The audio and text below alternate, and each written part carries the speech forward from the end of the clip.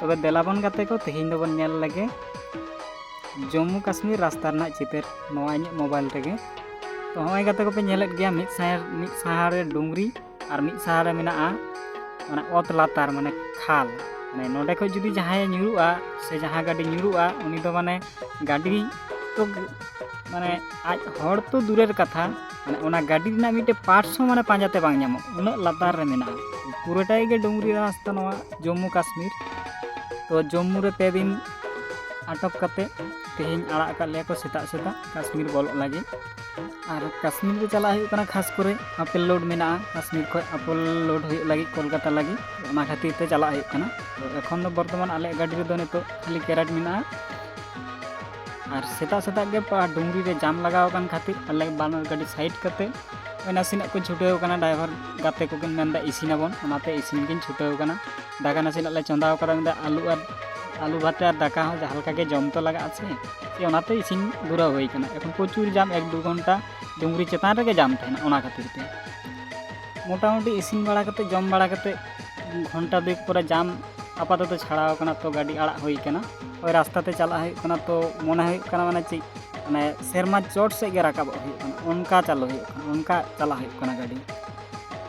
माने डुंगरी रे गाड़ी चालू ना अभिज्ञता मेना रहो कश्मीर ना डुंगरी रे फर्स्ट टाइम हुई कना ओनाते माने एतो बोतर बुजुक कना एन रहो गाड़ी ते हेय हुई कना एखन करब कना बच्चे जहालका कते माने चोट चांदो आशीर्वाद ते चला हुई कना मिट्टे जिनिस नेल हुई कना माने नागालैंड मणिपुर इम्फल अंतेना डुंगरी हो चला हुई कना अंतेना डुंगरी हो नेल हुई कना किंतु अंतेना डुंगरी और कश्मीर ना डुंगरी संपूर्ण आलादा माने पूरी आलादा तो गाते को और फिर डुंगरी रे जाम और रास्ता रे ब्लॉक और से जाम पड़ाना फिर आदा तिंगु हुईना माने नासेना मिद साथे दो गाड़ी बाको आड़ागा हानतेना गाड़ी हिजुक खा नोतेना को तिंगुया नोतेना हिजुक खा हानतेना को चला तो सेता खो 6-7 घंटा गाड़ी चलुते कटी लांगा हुई कानते इरेन काते सेकंड ड्राइवर पार्टनर तीन गाड़ी नसी आड़ा दिया और जम्मू कश्मीर रे नेल करते गले दो मोबाइल से वीडियो काते दो माने जम्मू कश्मीर जहाँ दृश्य ना दो कोनो दिन हो बाम नेल दाड़ा गाते को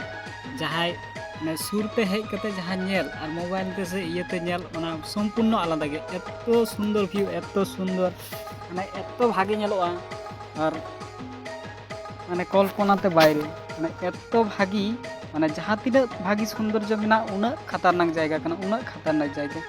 जे कोनो समय रे जे कोनो टाइम रे धस हेज दाड़ेआ जे कोनो टाइम रे जे कोनो मुहूर्ते